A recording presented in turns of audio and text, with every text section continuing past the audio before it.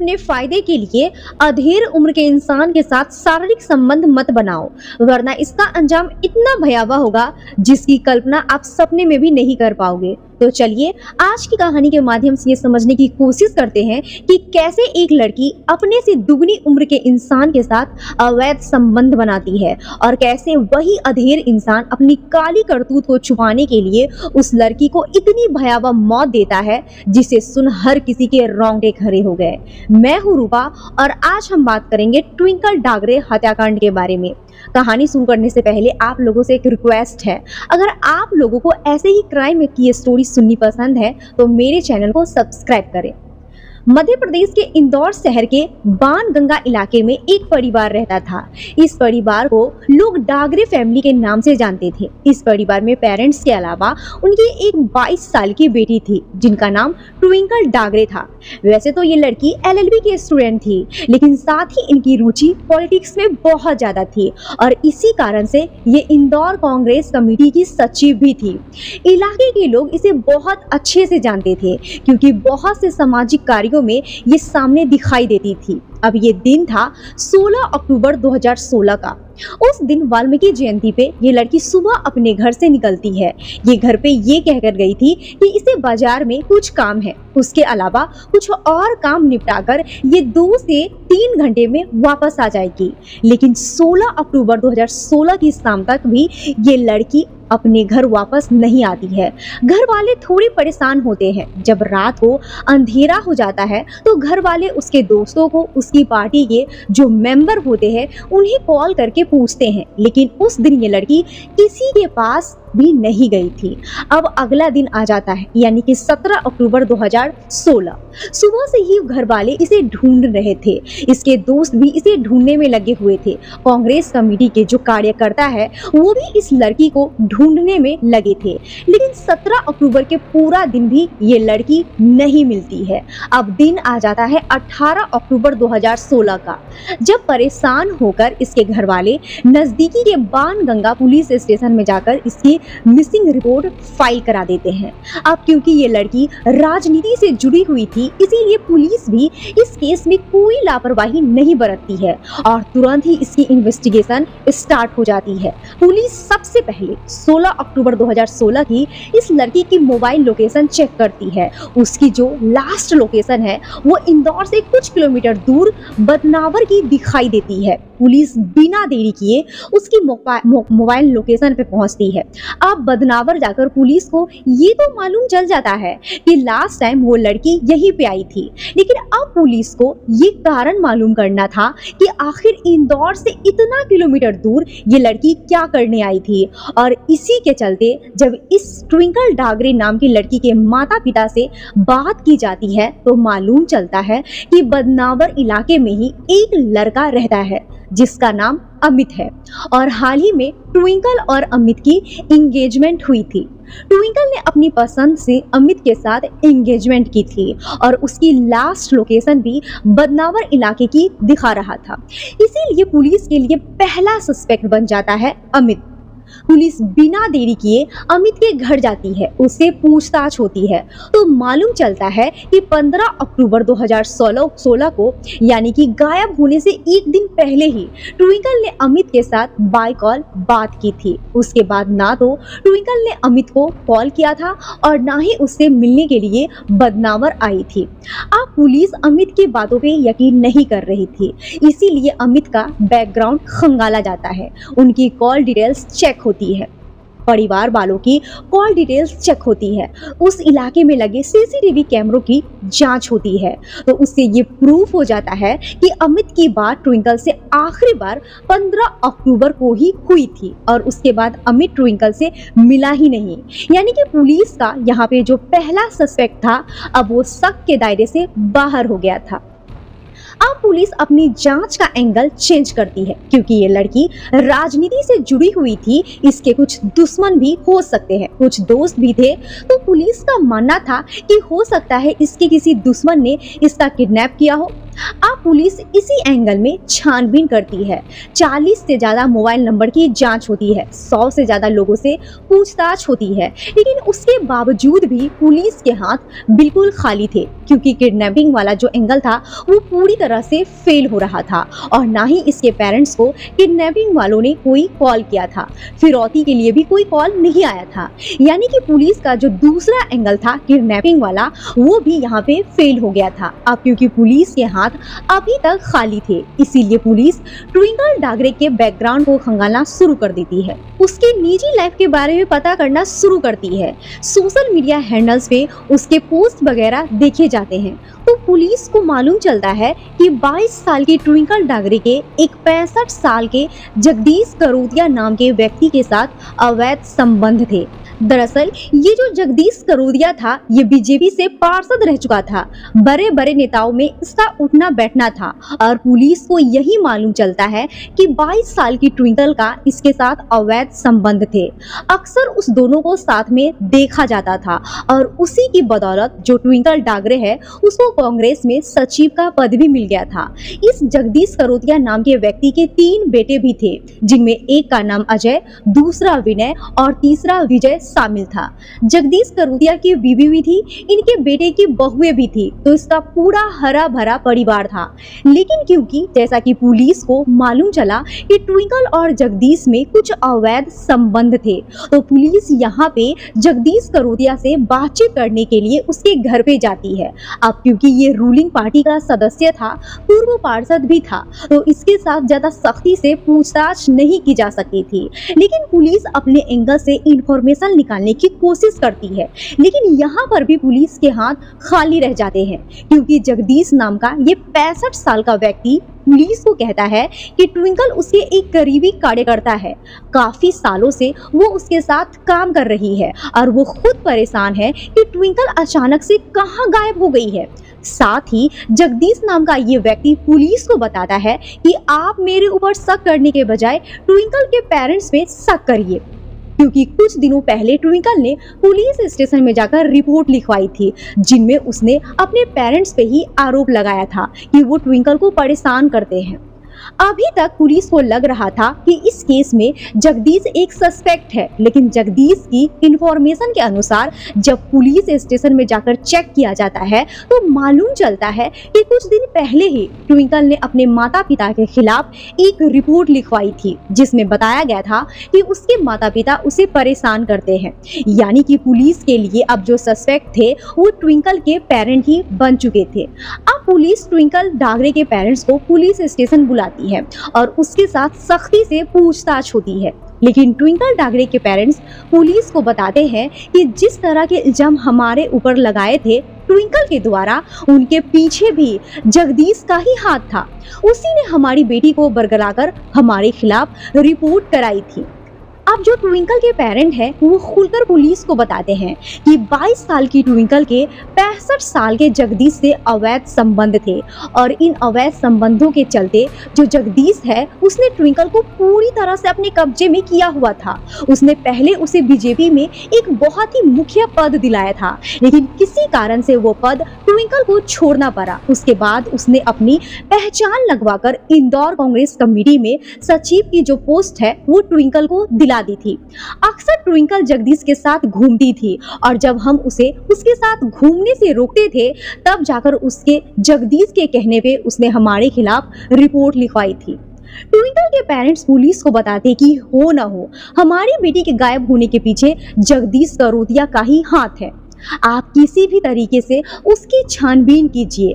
अब क्योंकि police directly उससे जाकर बात नहीं कर पा रही थी, इसीलिए पुलिस अपने सूत्रों के हवालों से मालूम करती है कि जिस दिन 16 अक्टूबर 2016 को ट्विंकल गायब हुई थी, उस दिन जगदीश करोदिया ने अपनी फैक्ट्री में जाकर एक गड्ढा खुदवाया था, साथ ही वहां पे कुछ जलाया भी था। अब पुलिस के लिए इतना ही सुराग काफी था। पुलिस बिना देरी किए एक टीम बनाती है और जगदीश करोतिया की उस फैक्ट्री में जाकर चेक करती है जहां पे ये खबर मिली थी। हालांकि जगदीश पुलिस को कह रहा था कि यहाँ पे उसने गड्ढा खुदवाकर एक कुत्ते को दफनाया था, लेकिन पुलिस उसकी एक बात नहीं सुनती और उस गड्ढे की खुदाई शुरू करा देती है।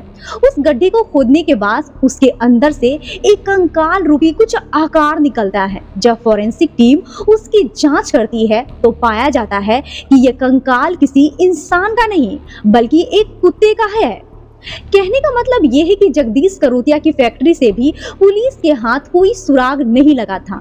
अब पुलिस इस केस में बहुत बुरी तरह से उलझ गई थी। सबसे पहले पुलिस ने ट्विंकल के मंगेतर को सस्पेक्ट बनाया, लेकिन वहां पे उसे कोई सुराग नहीं मिला। दूसरी बार उन्होंने ट्विंकल के पेरेंट को सस्पेक्ट बनाया, लेकिन वहां पर भी उन्हें कुछ हाथ नहीं लगा। उसके सामने जगदीश को लेकर कुछ डाउट जरूर थे, लेकिन जगदीश के खिलाफ भी ऐसा कोई सबूत नहीं मिल पा रहा था जिससे उसे सस्पेक्ट बनाया जा सके। और इसी के चलते ये केस ठंडे बस्ते में चला जाता है। 2016 का साल बीत जाता है, 2017 का साल बीत जाता है और फिर 2018 आ जाता है। 2018 तक ये केस ठंडे बस्ते में पड़ा हुआ था, लेकिन 2018 में इंदौर में एक नए एडीजी पॉइंट होते हैं और वो पुराने केसेस की फाइलों को देख रहे थे।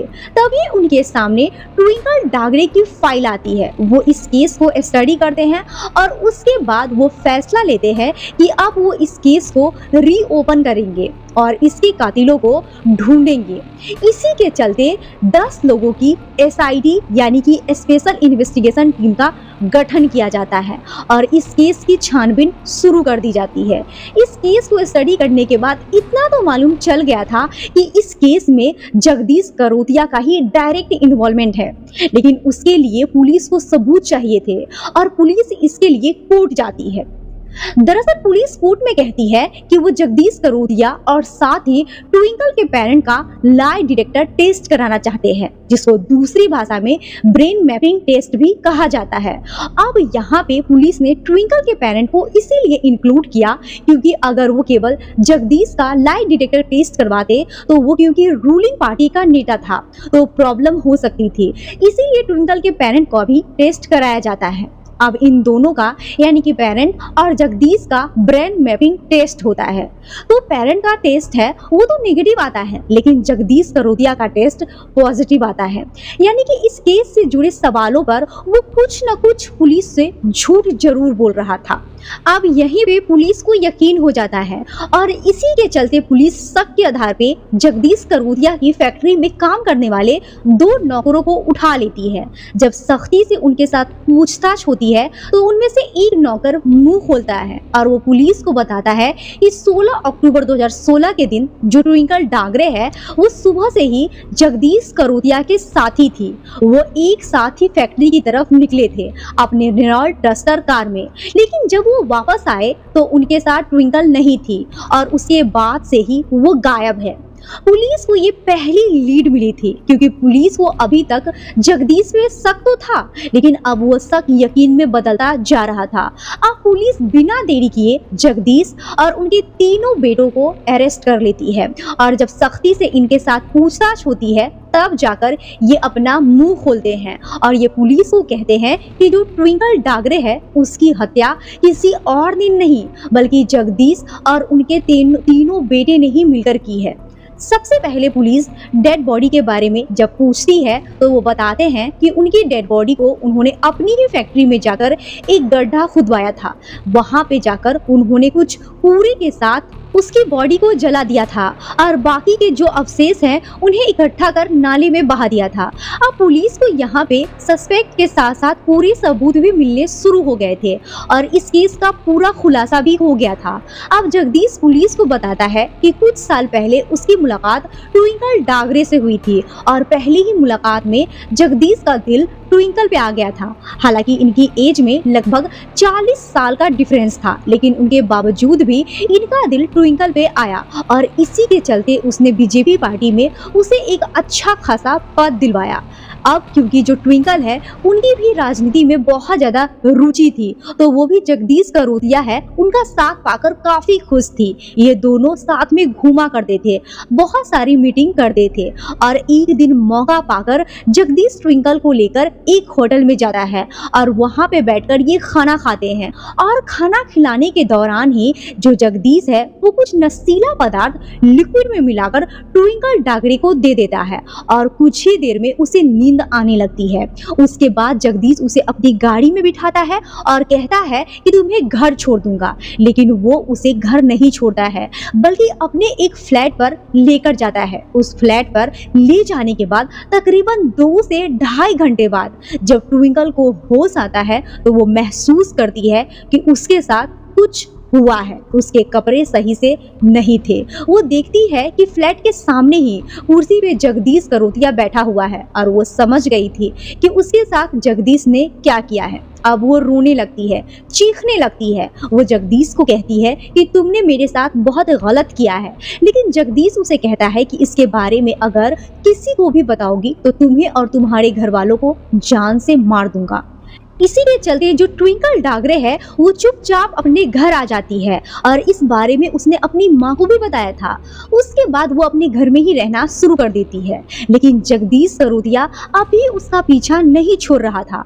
कुछ दिनों के बाद वो फिर से ट्विंकल को मिलने के लिए बुलाता है और फिर से वही सब करने की डिमांड रखता है और धीरे धीरे ये जो सिलसिला है ये लगातार चलता रहता है। लेकिन अब क्योंकि उसने ट्विंकल को अपनी पार्टी में अच्छा पद दिला रखा था, उसके बाद उसने उसे इंदौर कांग्रेस कमेटी की सचिव भी बना दिया था, तो ट्विंकल को भी इससे ज्यादा प्रॉब्लम नहीं थी। और साथ ही जगदीश करोतिया ने ट्विंकल से शादी करने का भी वादा किया था, जिसके चलते जो ट्विंकल है उसने जगदीश की कोई रिपोर्ट नहीं की थी। अब वो पूरा समय जगदीश के साथ ही बिताया करती थी। जब उसके घर वाले उसे रोकते थे तो उसने जगदीश के कहने पे अपने घर वालों के खिलाफ ही रिपोर्ट फाइल करा दी थी।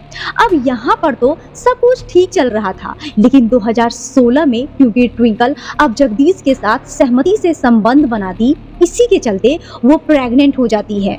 ये बात वो जगदीश करोतिया को बताती है। हालांकि उस बच्चे को तो वो रास्ते से पहले ही हटा देते हैं, लेकिन उसके बाद से जगदीश अब थोड़ा परेशान रहने लगा था, क्योंकि जो ट्विंकल है अब वो जगदीश से शादी करने की जिद कर रही थी। जैसा कि मैंने आपको पहले ही बताया कि इनकी एज में 40 साल का डिफरेंस था, लेकिन उसके बावजूद भी ट्विंकल ऐसी गलती कर रही थी। लेकिन जगदीश उसे इस बारे में कोई रास्ता नहीं दे रहा था और थक हारकर जो ट्विंकल है वो अमित नाम के एक लड़के से अपनी सहमति से इंगेजमेंट कर लेती है। लेकिन अचानक से 15 अक्टूबर 2016 जिस दिन ट्विंकल गायब हुई, उसने एक दिन पहले वो जगदीश के घर चली जाती है।